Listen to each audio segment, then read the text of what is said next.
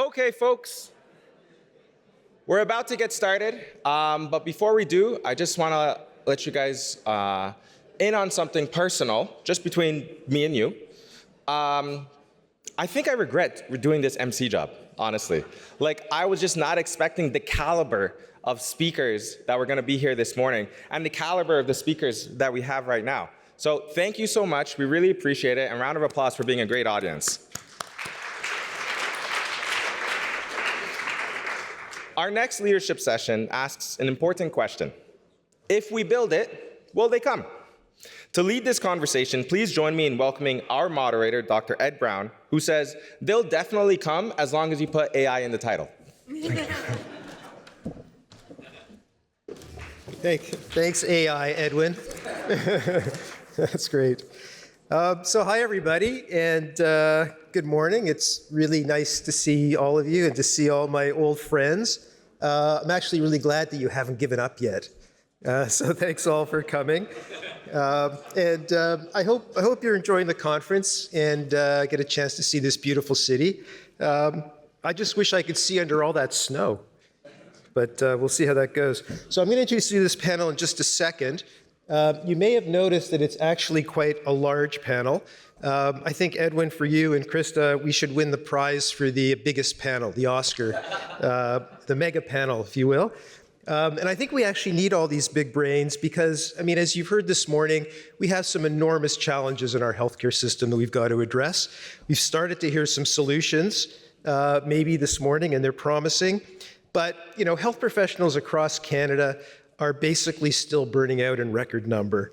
They're overwhelmed with administrative burden.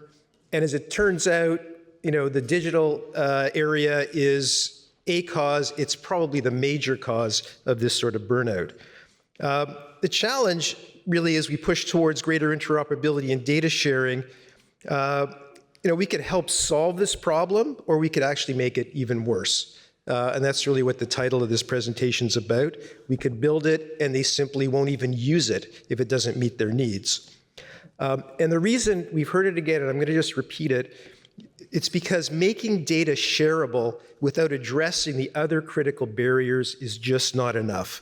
For frontline clinicians, it's not just about the data, it's about how they access that data, it's how they interact with the rest of the healthcare system. We call that workflow, and unless we can make workflow work for providers, they won't be able to participate effectively or find enough value to participate, and all of our great technical and policy work and all the work you're doing will be for nothing.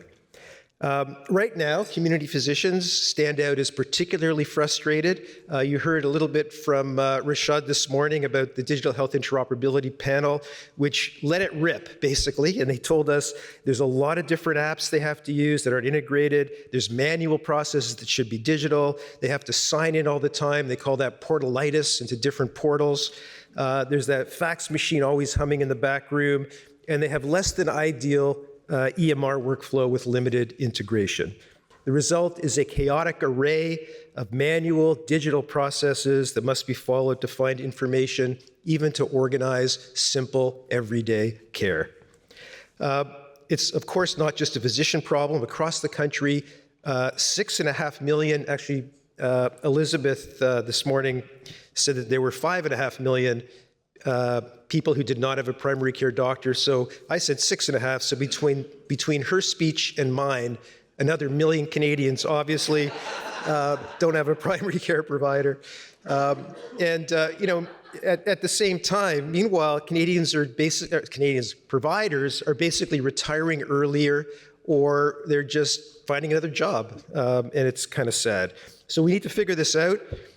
We need to do our work. We need to implement interoperability in a way that actually adds value to the clinician, reduces their burden, and that's why we need all these big brains here today to tell us about that. So I'm going to introduce them to you. There's, right here to my left is Dr. Mohamed Alarakhia. He's a practicing family physician and the CEO of Amplify Care, which supports clinicians across Canada. He has extensive experience engaging physicians to improve workflow, reduce burden, and support participation in connected care. Just two over from him is Dr. Birinder Narang. He's also a practicing family physician. He's the president-elect of BC Family Doctors, chair Doctors of British Columbia Digital Health Caucus, and he has deep experience working with physicians who are actually collaborating closely with governments and vendors to improve the digital experience. Between those two gentlemen is Dr. Payal Agarwal, a practicing physician, Chief Medical Information and Innovation Officer, Waterloo Regional Health Network, and most recently the Provincial Clinical Lead for Digital Health at Ontario Health. This last role has made her the new czar, if you will, or clinical leader for Ontario's Patients Before Paperwork program, which aims to overhaul the physician's digital experience. Way over to my left is Amir Javidan. He's the CEO of Wellstar Technologies. He's the COO at Well Health, and he's a leader in developing the vision for the future of electronic medical records and related connected care applications. And finally, beside him is Niraj Dalmia, who's a partner, AI, and data at Deloitte. He has broad international experience and insight into how other global jurisdictions have been solving this problem. So that's your panel for today. Why don't I start off, I'm going to start off just by asking each of them a question so we kind of get what they're at, and then we'll open it up for more conversation. So the lucky winner of the first question is you, Mohamed. Okay. So as I mentioned, you have a lot of experience working directly with frontline physicians and other providers across Canada, helping them implement provincial programs. We'd like to hear the good, the bad, the ugly, in terms of what you've learned over the years and any lessons that we can provide on provider adoption. Great, thanks very much. Can people hear me okay? Okay, good. So I just wanted to start actually build off the conversation earlier today. We need to build a patient-centered health system. And to build a patient-centered health system, we need patients at the table, but we need clinicians to leverage technology to support those patients. So if we have a lot of clinicians, physicians who are not at the table, not leveraging things like decision support, patients are not going to benefit. And so that's the importance of actually having clinicians at the table and clinicians leveraging this technology. I remember a decade ago when we started to do work in change management, we talked about what was important for clinical adoption. We needed to win the hearts, the minds, the wallets, the watches, and sometimes the stomachs of clinicians. Feeding someone, if you want them to adopt something, is never a bad thing. And as if I reflect over the last decade, those things are still true. But what is more true, I think, is about more than the wallets. It's actually the watches. Time is a valuable resource. Clinicians don't have time. They always have another patient waiting for them. They always have another task to do. They always have things to do in pajama time, as we heard earlier today. So how do we support clinicians to leverage that time better? And so if we do, and I think Ryan presented a great journey in terms of, we need to do some things like use a scribe, we need to standardize data, we need to do decision support, and it's a bit of a progression. Say we did decision support today and we're asking a doctor to click an extra button and spend a few more moments looking at that. Would the doctor actually want to wrap up with the patient, use their expertise, support the patient, and get on to the next patient that's actually waiting for them? Or would they spend that extra time looking at the decision support? And so by and large, the doctor would not actually click on that button. They would go and see the next patient. And so doctors are not asking about digital tools, or by and large. They're asking about their workflow. They're asking about the job to be done and how do we actually support them in a better way to do that job. And if we help them to understand that this is how we're going to get you to support documentation, to do the better job with the patient, they're more likely to adopt things. With AI, we're going to see more transformation and we're going to see more changes in the jobs to be done.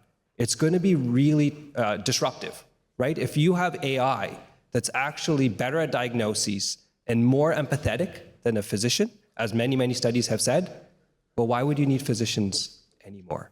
And so what we really need to do is say, where does the AI play a role and how are we actually helping you to define the future of work? And most clinicians practice in the present. What's my problem today? So we really need to engage them, and Rashad talked about co-design, and what does the future actually look like? And how do we leverage that tool that does decision support to really look at things in a different way? Why don't we pair it with an intake tool that captures information from the clinician, saves you time, and then you can actually look at the decision support tool. So it's really important to work with clinicians. One of the things we've been seeing in the literature on change management for AI tools in healthcare is that the human element is even more important than previous. And so we need to focus on the human element. And there's also a fear that humans have that AI is going to be better than me. AI will replace me. What's happening with this AI? I'm not going to know how to use this AI tool. I'm not going to know what's behind the answer that it's giving me. So we really need to work closely with clinicians to understand these things before we get them out into the field. And I think we're doing that, and I think the great work that's happening on the Scribe++ in terms of where that's going and engaging clinicians and patients at our various tables is going to allow us to do that. That's really interesting. Mohamed, just one question for you is you've brought up a new word that I don't hear very often in adoption programs, which is time. Time is the value. So does that, I've never heard people planning an adoption program say, we're going to, that's our goal. So have we been doing it wrong? Do the adoption programs, the change management programs we've been doing, have we been wasting our time? Have we found anything in there that actually works? Well, I think like anything we want to implement, we need to look at what's the net time that we actually save a clinician. Like I tell our team, we're not rolling anything out unless it saves time. And so how do you figure that out? So if you're rolling something out to a clinician who's already busy, are you going to, and as I mentioned that example, like will you pair an intake tool that captures the patient history, so the clinician already has it there, and then are you able to then embed, if you want to do AI decision support, then you implement a decision support. So on net, we're saving time because clinicians are burning out. They're spending too much time in clinic and too much time after hours. So I do think that's a critical bar that we need before we look to get anything adopted. Great, thank you. Okay, Birinder, next for you. As chair of Doctors of BC's Digital Health Caucus, you've had extensive experience working in a unique format, really a formal partnership between the Doctors of BC and the BC government. Could you tell us what that is and what it's about? Sure. Thanks. This is on, right? Yeah, okay. I've been telling everyone I don't know what to say today because there's theoretical and there's practical. So we'll talk about kind of theoretical and what was implemented and what's happening right now. And I think that that's important to highlight. So as we've undertaken our digital health transformation journey in BC, we've really had to think about this very question, like how do we know that what we're doing is representing physician needs, and how do we strategically do that? We went through a procurement process for digital referral program, and through that we had over 2,500 clinician touchpoints, physician touchpoints through Doctors of BC, whether that was through engagement sessions, surveys, meetings, and so that helps build confidence because there's only a few people that will be in the types of conversations that are direct with government, or in our case, it was with the health authority who, works with government because they're the ones that are doing the vendor management and setting the strategy. So when we think about working with physicians, there's a few sometimes competing priorities, and their agency, accountability, and autonomy. And if you're looking at implementing programs in the community where community physicians work, where by far the majority of patient contacts happen in the system, you're working with many small business owners who are used to working in an autonomous fashion, and getting government to understand that is not always easy. That if you're going to come in with hard-handed, this is the program, this is you're doing it, and this is how you have to change, and this is why by the time you do it, all you're going to get is pushback, and all you're going to get is noise, and it's going to get politicized, which will then make the government go back on their heels. So it really is building trust, and that doesn't happen overnight. And we've heard that all building trust takes time. How do you build trust? It's communication, and how do you communicate well? Is you listen to people. And so these are very simple to understand concepts, but it's very difficult to implement.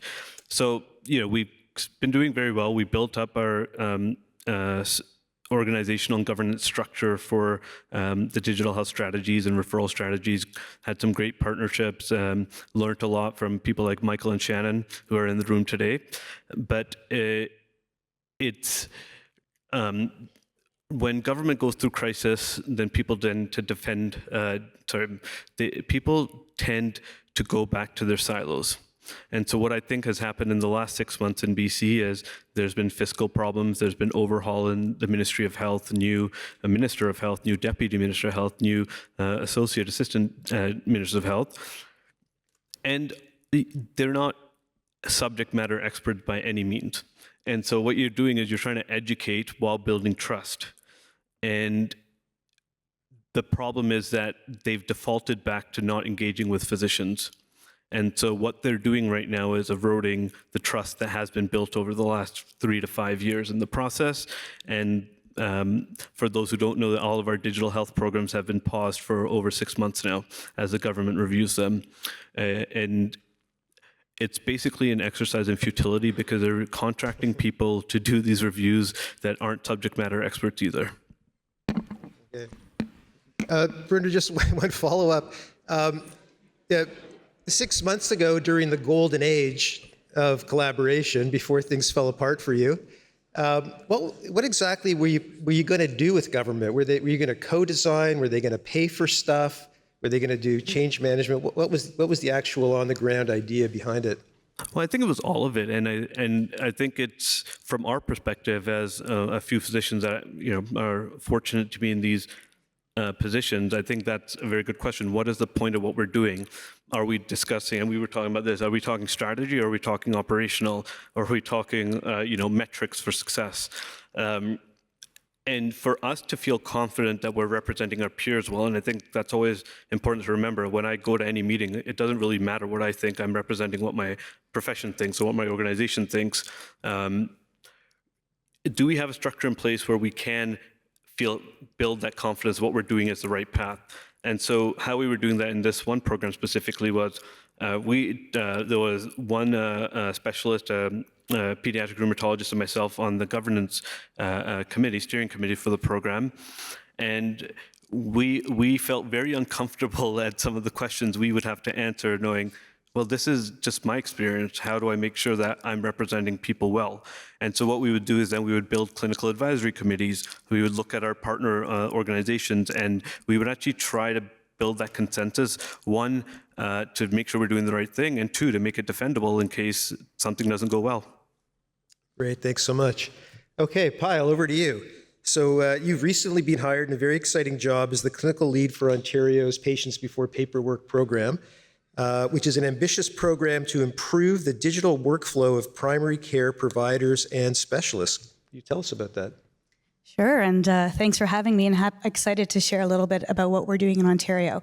So as you said, Patients Prefer Paperwork is a provincial initiative. We're about 2 years into a quite ambitious provincial initiative to both reduce the use of fax within our health system while simultaneously reducing administrative burden and improving patient care. So how are we doing that? We are focusing on core workflows in primary care that are known to contribute to administrative burden, known to contribute to our fax volume, known to have patient safety risks. Those are traditional referral workflows, very fax-based, traditional lab ordering workflows, again, very paper and fax-based, and finally, prescription ordering, again, in primary care, very paper and fax-based. And we are taking a broad approach to understanding how we can shift these workflows from outdated fax processes to digital workflows that not only reduce admin burden, but very much improve the experience for patients. What is, I think critical about this program is, we've heard throughout the day that, it's not a given that digitization reduces administrative burden. A lot of times it actually makes it worse. So what is really important here is our KPIs, our two top-line KPIs, are both reduction of fax, so moving to digital processes, and reduction of administrative burden. And we are held accountable that every tool we implement, every step we take, hits both of those KPIs, and there is a natural tension there, and it is our job to ensure we are sort of implementing our tools in a way that hits both of those important outcomes. I think with this program, we've done foundationally a couple of things very differently that can hit on some of the topics that we've heard today around how to really build tools that work for clinicians and patients. So first, while, patients before paperwork is a large part of it is foundationally about building and implementing digital tools, the program is clinically led. So the executive in charge at Ontario Health is not our CIO, but it's actually the executive who is also in charge of primary care, who's also in charge of mental health, and who's also in charge of integrated care. So again, making sure that we're not just building tools for the sake of building tools, but from a governance perspective, really having the tools very closely with the same people who are trying to do the broader transformation. We also have a clinical advisory team that meets every month to guide the direction of the program. And again, importantly, it's a great mix of, we've got some really brilliant researchers and people who, are really far ahead in the field, but also those family docs who are on the ground doing our day-to-day primary care transformation on the ground. And that gives us a really great group of clinicians to guide our work. What's also, and this speaks to a really important comment made earlier from the audience, we're not just looking at digitization for the sake of digitization, we are linking digitization with care transformation. And that is critical to get the outcomes that we need for our patients and clinicians. So with e-referral, look, if at the end of 3 years, all we did was take a fax process and turn it to a digital process, we didn't really accomplish much, So what we have done is really tied, the adoption of the digital tool, which is e-referral, with two really important pieces of clinical transformation. And the first is the adoption of standardized referral forms. So we now have 17 standardized referral forms, and by the end of the year, looking to cover the vast majority of referrals made in the province. That standardization makes it much easier for us to move patients around and referrals around so patients can get to the care they need, get access fast, and it also reduces significant amounts of administrative burden for primary care. And the other piece we've done is very much tied our e-referral adoption with central intake. We know that central intake is really the mechanism that drives a lot of improved access, reduction of administrative burden for primary care. So we are really seeing those as a collaborative set, the digital tool with the care transformation. And together, that's how we're going to reduce administrative burden and improve access and experience for patients. And finally, just to say across these tools, again, a bit of a change for anyone who's worked in government and silos. We are not treating, e-referral, e-labs, and e-prescriptions as three separate tools. We're treating them as a suite of tools. We're approaching them with a shared approach to change management, a shared approach to evaluation of workflow across all the tools, because physicians use all the tools every day in every encounter, and also looking at how we can streamline, common pain points like data sharing across all these tools to reduce some of that burden as well. Great. Just one question for you. You've sort of listed a lot of energetic projects. So you've only been there a little while. And I'm just wondering what the first giant barrier you see is, other than finding your desk, getting your password, and where the ladies' room is. What's the number one thing that you feel like you have to blast through to make this thing work? So that's a great question. We actually, as part of the program, went out and talked to family doctors to understand that, evaluate their workflows. A couple of the biggest, so referrals did come up as a huge area of burden right now. The creating the referrals, dealing with rejected referrals. Unfortunately, right now, it's very common to have your referral rejected 4 to 10 times, and each time you've got to make a new referral form, send it off, track it. So the other piece is document sort of exchange. In Ontario, there's a lot of burden of a lot of information flowing in to primary care from our other sectors. So some of the biggest barriers we saw, and really trying to address some of them, particularly our big push is going to now be on e-referral. We've done a lot of the technical kind of groundwork and looking to make a big push with e-referral, particularly by ensuring we have a critical mass of specialists, because we know e-referral does not have value to primary care and other centers unless the receivers are there. So our strategy is really going to focus in the next 6 months on getting that critical mass of receivers on board. Great, thank you. Amir, you're the digital visionary of Well Health, which is one of the largest providers of community EMRs in the country. And you personally are an innovator in, solutions and AI solutions in particular. Could you give us an idea where we can expect EMRs to go next? Sure, this is working? Okay. Yeah. I think if you look at the history of, the EMR landscape.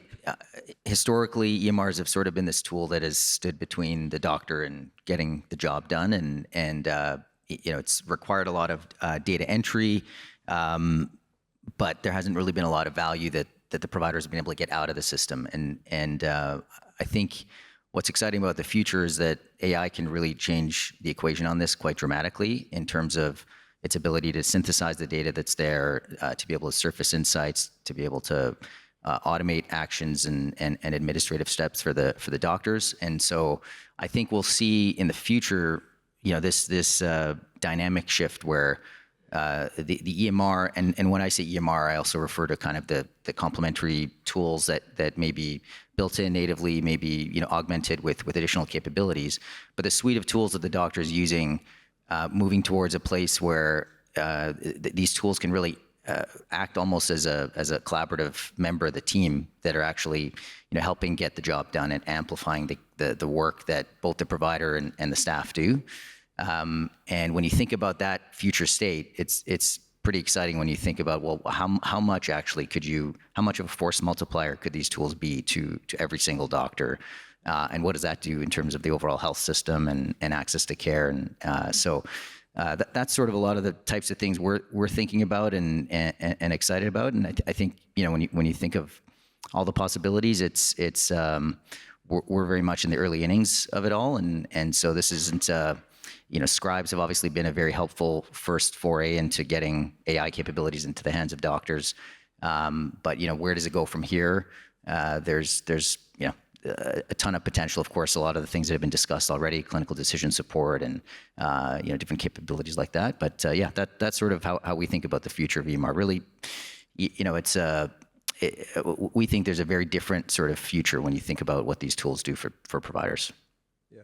So I've heard people say that EMRs are a digital solution that are actually used manually at the moment, right?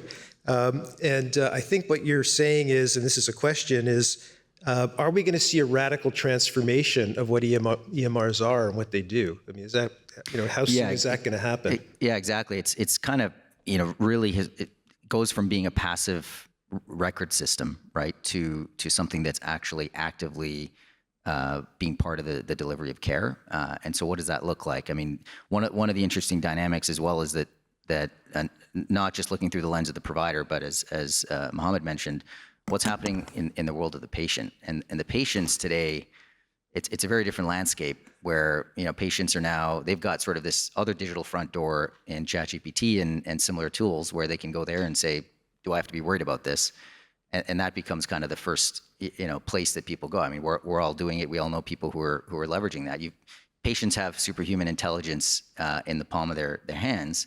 So what does that mean in terms of then how doctors and the sort of important empathetic human care that is always going to be needed to some extent? How does that complement?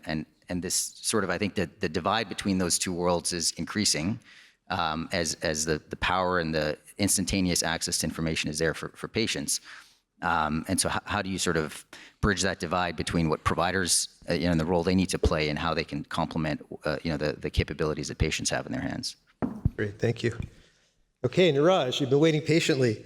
As the Deloitte partner in data and AI, you've traveled the globe. I wish I had your airline points, actually. And you have a unique perspective on how other jurisdictions have leveraged AI to improve care delivery and enabled frontline providers to participate effectively. So could you maybe touch on some of the most promising ones you've seen and things we might want to be considering here? Yeah, absolutely. So we're seeing a plethora of AI use cases and solutions being implemented. There's a bit of a FOMO, to be honest, right now. And I'll speak to what are some of the key enablers to make it successful. But everything from operations to improve patient flow and back office, which is where we're seeing most applications, I'd say most of the low-hanging fruits are out there right now to streamline lots of the manual processes that come through, or to Payal's point, digitize things and convert manual records or fax records, etc. Two, what we're seeing some interesting applications on the clinical side as well. We're all very familiar with radiology and lots of research being done there, but we're seeing that extend to other domains and areas like pathology and oncology, et cetera. So I think we're going to see a lot more on the treatment and diagnosis side go up as well, as we get a lot more clearer on regulations and software as a medical device. But to be a little bit more specific, I think we're all aware of, in the space of scribes and in the space of digitizing health records, in the space of some of the back office HR and finance areas where AI is being enabled. But quite recently, I had the opportunity to look at how AI can actually look at systemic changes to move care more towards prevention and wellness. And I think we're going to see a lot more in that domain. Why? Because we needed something to happen to make that shift, which was to be able to harness all of that unstructured or semi-structured data that was coming from patients, not just the EMRs, to be able to understand that patient really better. And what some refer to a digital twin of a patient, or knowing Niraj really well and getting a complete view of me such that those triggers and those early interventions can be applied in a way that we can get a lot more into wellness, we can get a lot more into prevention, we can stop hospitalization as much and change that model of care. That, to me, is going to happen faster than we thought. And we're already seeing that in some of the jurisdictions where regulation is actually clearer about it, and that's something that we need in our jurisdictions as well. A couple of points I'll just make is, I think we're really good at finding solutions for AI. We're really bad at quantifying value. And we got to get there. So it's not just about qualitative quantification, but empirical, quantifiable, mathematical equation to quantify where value was delivered and communicate that effectively such that that trust that Birinder talked about can be built. What did it mean to you, clinician? What did it mean to you, nurse? What did it mean to you, patient flow director, as an example? So we need to measure and communicate value more effectively and think about that right off the gate. As Payal mentioned, those 2 KPIs that were really important for her. The second point I'll make is something that Amir was bringing up, which is the shift in EMRs. There was a study done at MIT around how long does it take for a digital health solution to show productivity. Any guesses? It's in years. It's about 10 to 15 years on an average. It's not the fault of the EMRs per se. It's a fault of how we implement these digital health solutions, EMRs and others, because we staple the same processes and the same workflows in the new EMRs and the new digital health solutions. And what happens is more manual work, more emails and inboxes, et cetera. And you know that statistics, 97% of data in healthcare is unused because of that reason.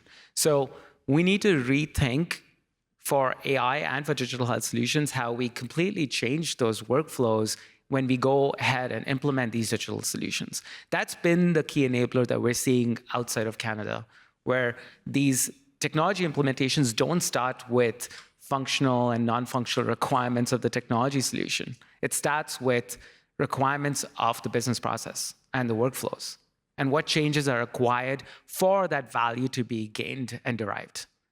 That's the second enabler for an effective AI solution to be implemented. So I'll pause there. Sure. Just one question for you. So which particular jurisdiction do you think has implemented this the best, and do you have their phone number? Well, I won't give you one. Maybe I'll give you a couple of examples. It's cheating. Where it's worked, and I cheat. So I'd say Ireland's done really good with clinical AI use cases. They actually went ahead and said, we're going to bring clinicians along the right from get-go, and we'll ask them what clinical use cases are beneficial to you. So they've started with radiology, and they've sort of applied AI across radiology now, and they're going with pathology and others. So I'd sort of pick them out. I'd say Middle East is doing really good with bringing patient data together to be able to get that full longitudinal view or a 360-degree view of every patient. And there is a bit of a top-down, thou shall do it sort of mentality there. So that allows for some of the regulation-driven bottlenecks and barriers to be removed. And then I'd say the Australia and New Zealand side of things, they've done a really good job with the payer-provider merge and how we think about delivering care, but also having a reimbursement model that makes sense for delivering care in different ways. So they've applied AI in that context really well. Yeah. Okay. Thank you very much. Okay, so now we're going to open it up to everybody, hopefully get a chance to take questions from the audience as well. But I want to cut to the chase and ask $1 million question. I want to get very, very, very real, if we can, which is, what is the most important policy, design, whatever change we need to do right now? What is it we need to do to advance the yardsticks, enable clinicians, reduce their burden, and not only that, but whose job is it to do these things? How do we get them done? Easy question, but you guys are... Okay, Mohamed's got the Thanks, answer. Ed, for that. So I think it's your job because right? You know, to me, like, clinicians believe in interoperability, but we don't make it real for them at the point of care, where they're still logging into different things and still using different tools. And so I know Infoway has produced and worked with industry partners and worked with the federal government and provinces and territories to look at an industry charter where there's a clause in there about seamless interoperability for clinicians where you can actually access systems. And so there's been great work done on the HALO framework, and I know that's really close to your heart, and moving it forward. But I think we need to make that like really real, and we need to like accelerate the deployment of that. So clinicians are launching in patient context, single signing on, and the data that they need in those tools is available. And so we have made progress in different parts of the country, but I think we can do more from learning from each other and building on each other's advances already. And I think we need to go faster. And it's to the earlier point in terms of like clinicians are burning out, and if we can implement HALO consistently moving forward and aggressively moving forward, I think clinicians will keep our clinicians with us. Okay. Just one thing on responsibility. I think framing it in that way is what actually is the problem, is that we expect one group to actually take that responsibility.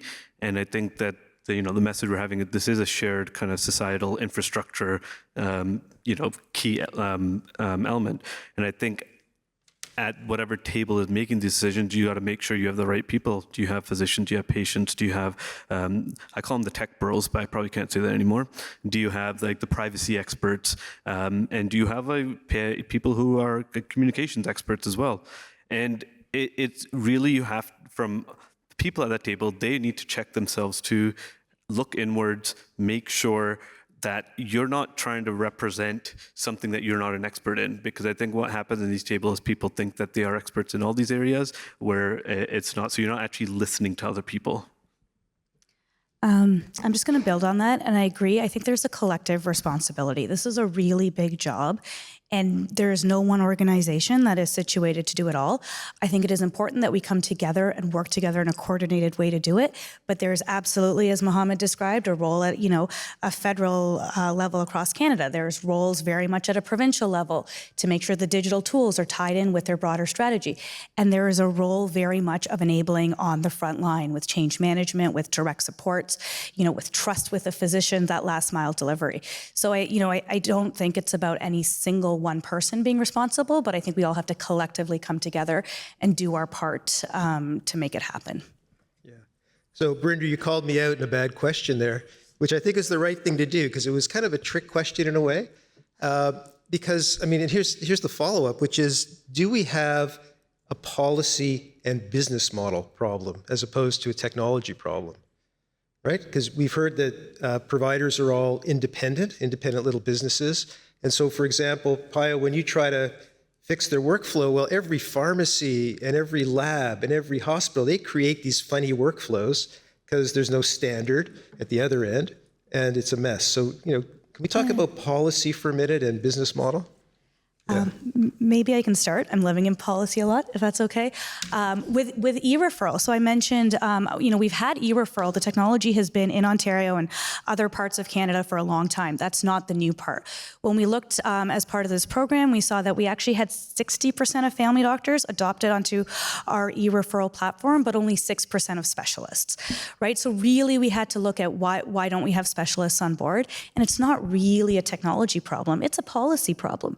And we had to look at what levers do we have from a policy point of view to get our hospitals on board, to get our hospital clinics on board, their ambulatory specialists, right? And that has nothing to do with technology. There's a bit of integration stuff we've got to deal with, but a lot of it had to do with policy. The other big barrier we see, the family doctors are saying, and me and Mohamed are working on this, you're giving me all these data sharing agreements that I don't understand, that's putting liability on me. I don't want this liability.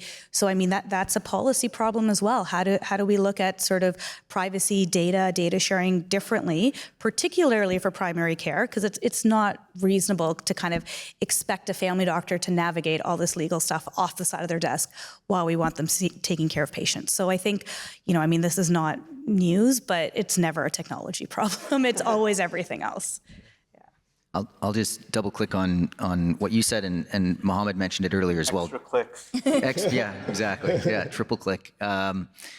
Just that, the thing you mentioned, policy and business model, and when you look at it through the lens of what a provider is doing and what are their implicit drivers and motivations, they got a job to do, and it's not easy.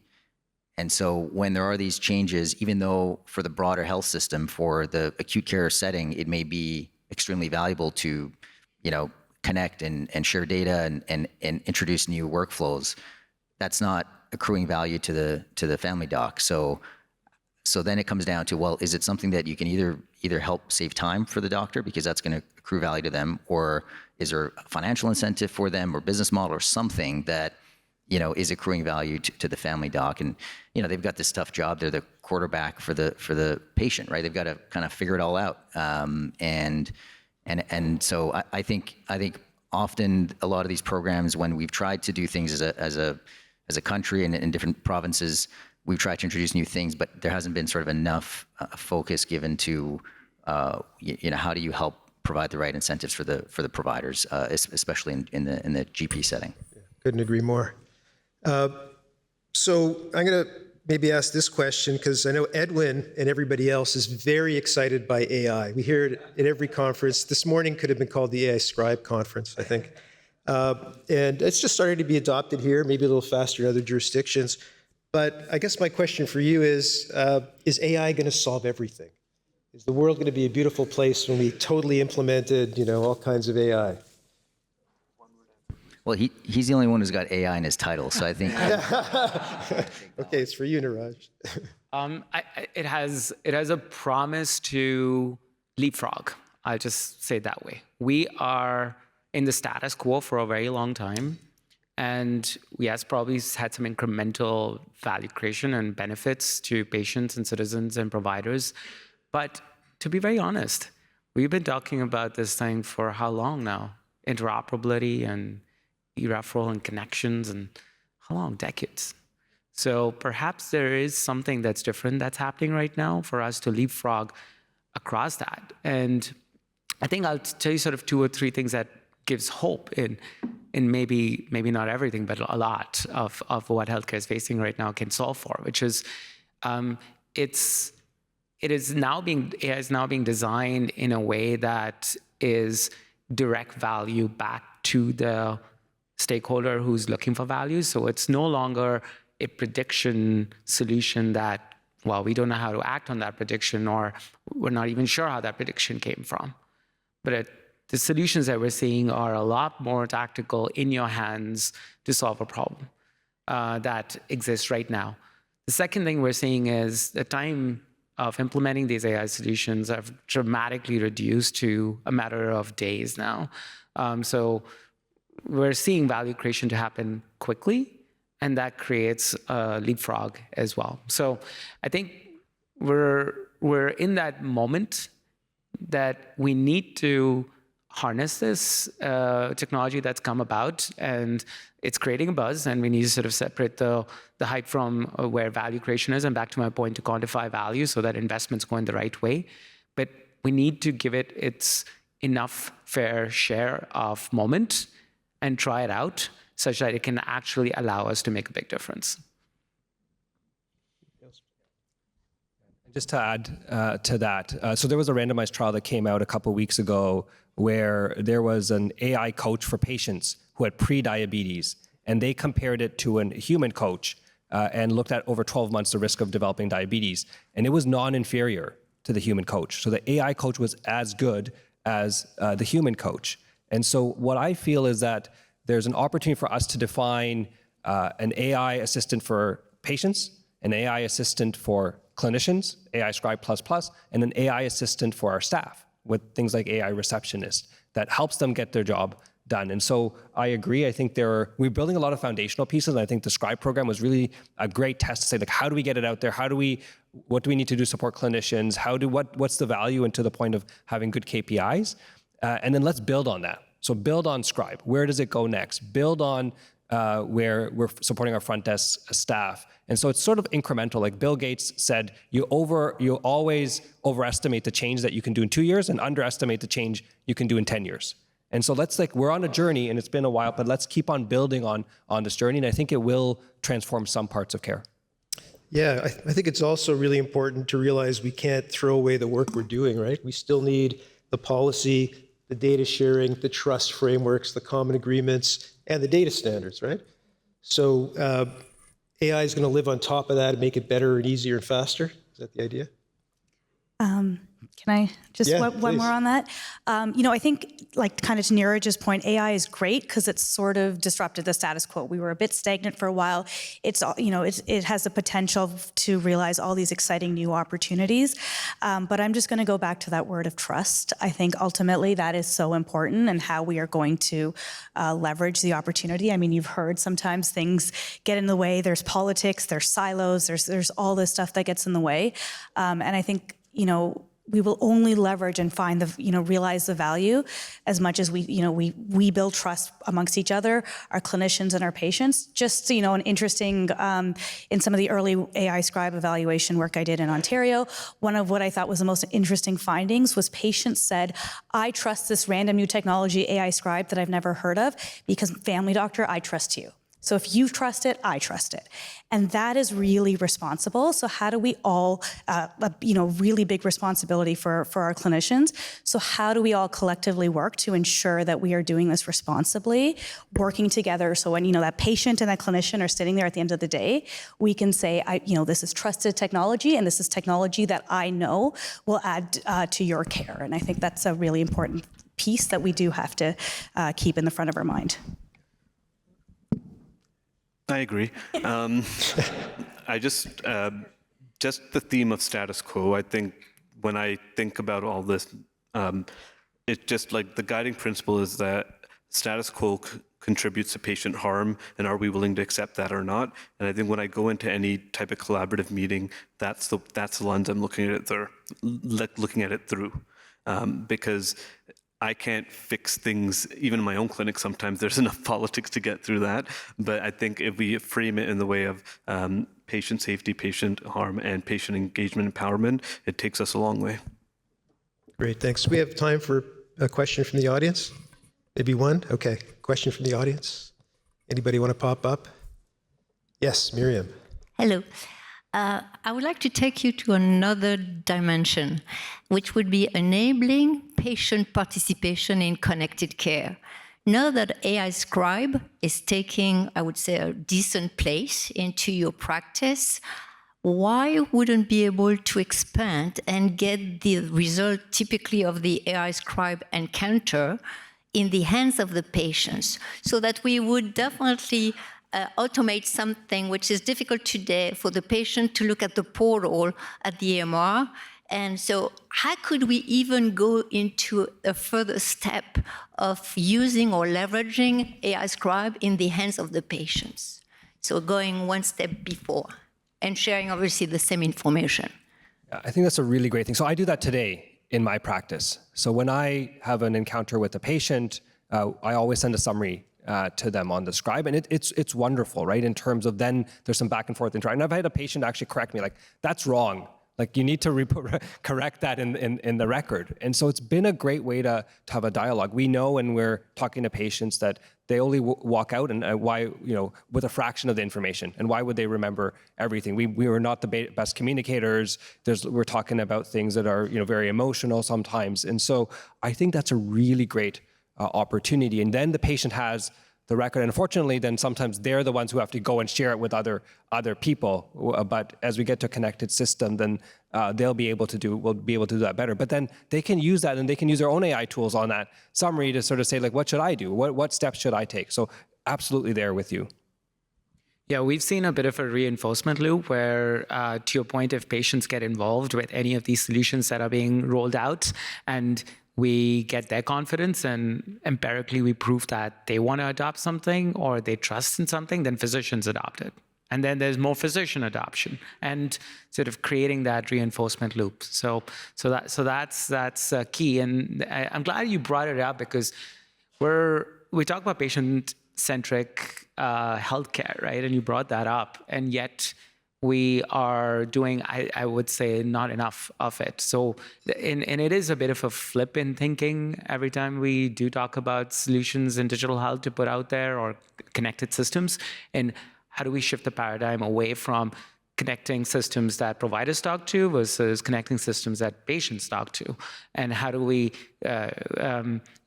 bring that status quo and break that glass? So I think we need to challenge that more. And solutions that are being brought up by vendors. I just recently saw an AI scribe for a patient that a vendor brought in will allow us to do that. Great. Well, this panel is just getting started, but time is up. So you'll have to catch them at lunch. Oh, Elizabeth, do you have a question? We have to have Elizabeth's question, for sure. It's just a clarification point, actually, to your point about 6.5 versus 5.5 million Canadians. I just wanted to explain the difference. So in the government, we use Statistics Canada data, and CIHI does as well for its indicator processes. They use a survey that tracks access to a regular care provider. And so a Canadian can interpret that very broadly. It could be a physiotherapist, it could be a specialist, it could be a walk-in clinic that they go on a regular basis. Whereas the 6.5 million number comes from Dr. Tara Kieran's important R-Care work, and it was more specific to primary care. But at the end of the day, it's millions of Canadians that don't have access to care. Both results are equally impactful statements. But I just wanted to explain why there was a bit of a difference in the numbers. No problem. Yeah, well, actually, that stat to me is not good, but actually the real challenge is everybody getting the care they need, right? And we don't have the data or the numbers to know how we're actually doing as a healthcare system. Are chronic patients getting care? But we can have that discussion over lunch, Elizabeth. Thank you all very much, and thank you for your attention.